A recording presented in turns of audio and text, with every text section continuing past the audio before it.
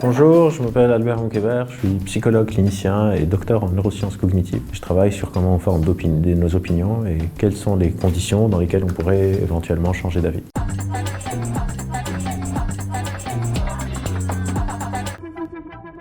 Quand on croit aux fake news, par définition, on ne sait pas encore que c'est une fake news. On croit plus à une explication du monde. Et des fois, comment on design les fake news, on les design pour qu'elle ait un prix d'accès qui soit plus facile que d'autres hypothèses. Et du coup, on a plus tendance à croire ces explications du monde que d'autres. Mais une personne qui croit aux fake news, elle pense que c'est la vraie news.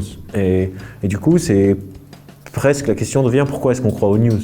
C'est pour plusieurs raisons, donc pour comprendre le monde, pour avoir un sentiment d'appartenance, pour réduire l'incertitude, pour faire sens. Et derrière, c'est vraiment des personnes qui designent les fake news savent ça.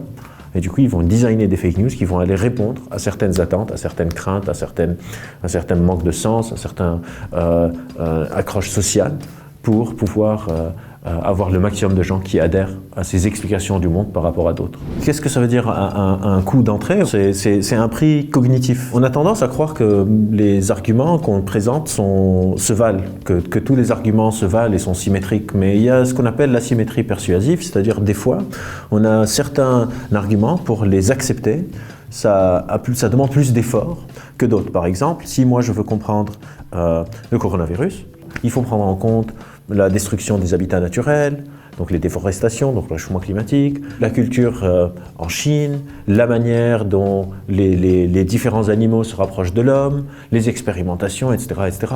Puis, comment est-ce que les humains se déplacent sur la Terre, etc. Il y a plein de facteurs pour pouvoir faire sens d'une épidémie comme celle qui nous touche. Ou bien, je peux dire, c'est des gens qui sont réunis, qui se sont dit, on va créer un virus et on va le répandre sur la Terre. L'explication 2 a un coût d'entrée qui est inférieur à l'explication 1. Je dois me prendre la tête dans plein de choses. Le prix nécessaire pour comprendre ces deux hypothèses n'est pas du tout le même. Et souvent, dans les fake news, on va privilégier des prix relativement bas. Et puis, si on revient à cette asymétrie argumentative, il y a aussi l'asymétrie dans les arguments. C'est-à-dire, imaginez si on prend les vaccins.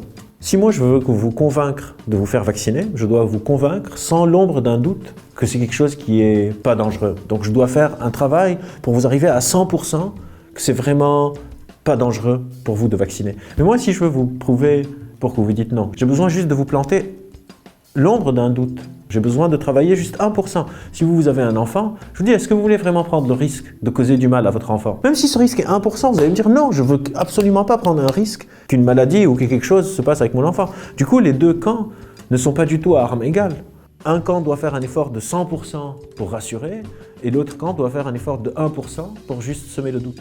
Ça ne veut pas dire que c'est juste comme ça. Par exemple, quand les vaccins ont été beaucoup plus nécessaires, comme quand il y avait des épidémies de polio, etc., la charge peut être renversée. On dit, est-ce que tu veux vraiment que ton fils ait la polio? Et dans ce cas-là, je dis non, absolument pas. Et du coup, le vaccin devient un gain, une protection. Mais il faut juste garder en tête que tous les arguments n'ont pas le même coût d'entrée, le même maintien, ne s'inscrivent pas avec la même facilité avec notre vision du monde. Et cette asymétrie, c'est important d'apprendre à la faire émerger pour savoir qu'est-ce qui requiert quel effort? Et est-ce que je ne suis pas en train, pas de me baser sur de la véracité, mais sur de la facilité d'intégration d'un argument? Cela requiert notre mobilisation générale.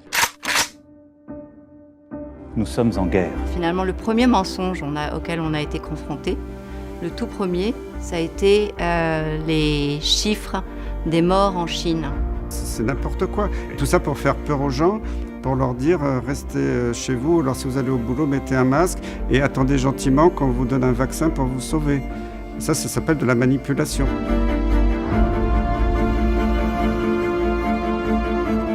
Quand le film commence, c'est des critiques qu'on pourrait trouver légitimes. Genre critiquer l'action du gouvernement, la confusion des signaux sur les masques, pas les masques, ça sert à quelque chose, ça sert à rien, etc. Vous devez rester chez vous, mais vous pouvez aller voter aux élections municipales, etc. Donc il y a de la matière quelque part. Et c'est petit à petit qu'on rentre dans plusieurs choses. Donc il y a la première chose, c'est ce qu'on appelle un millefeuille argumentatif. On va mettre plein de facteurs, à un tel moment, on oublie quel est le lien. D'ailleurs, des fois, il y a, dans le film, il y a des personnes, si on redécoupe le film, on met des séquences l'une derrière l'autre, on peut voir même des contradictions. Il y a tout un pan d'invités qui disent le virus a été inventé, il n'existe pas, il n'est pas dangereux, genre ça sert à rien les masques, etc., etc. Et de l'autre, il y a une thèse très forte que le virus a été développé par des puissants de ce monde pour nous empoisonner, pour après nous contrôler, parce qu'ils veulent tuer les pauvres, parce qu'on ne leur sert plus à grand chose. À la fin du film, ils expliquent que c'est en lien avec le forum économique de Davos et le grand reset, machin. Mais au début, ça commence sur quelque chose qui n'a rien à voir, qui dit le gouvernement a mal géré Covid.